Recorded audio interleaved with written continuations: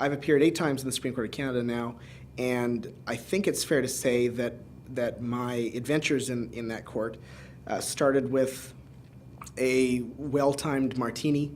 I met a First Nations client that was interested in an argument I had in mind for a particular case, and that provided the platform for my first Supreme Court of Canada intervention. And then once your foot is in the door, it becomes easier to get another one if you so choose, and then eventually a client might wish to pay you for one.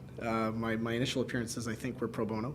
And so it was just a question of being in the right place at the right time with the right idea and getting that ball rolling that way.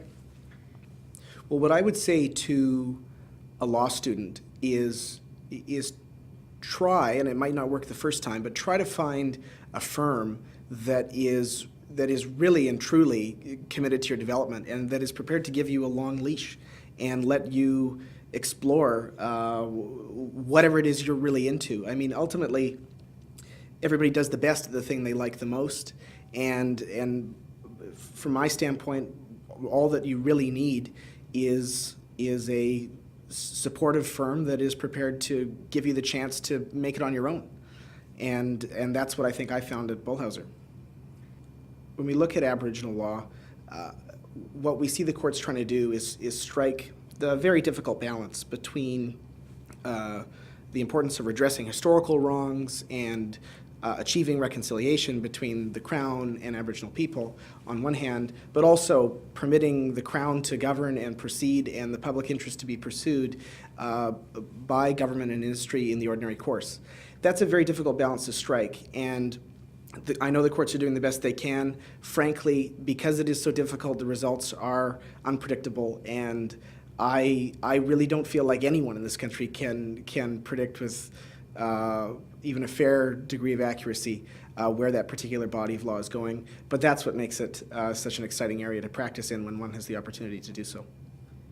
In terms of the way I approach a case, there's no question that an essential part of the way to put in the best brief I can is through reliance on colleagues, whether they're actively involved in the case or just someone you want to bounce an idea off of. But at the same time, I think the importance of team has to be balanced against the reality that in a courtroom, somebody has to stand up and take responsibility for the argument. Someone has to really own the case at the end of the day. And so as important as I think collaboration is, I think it's also very important that I take the time it takes to roll up my sleeves and really be the master of the brief.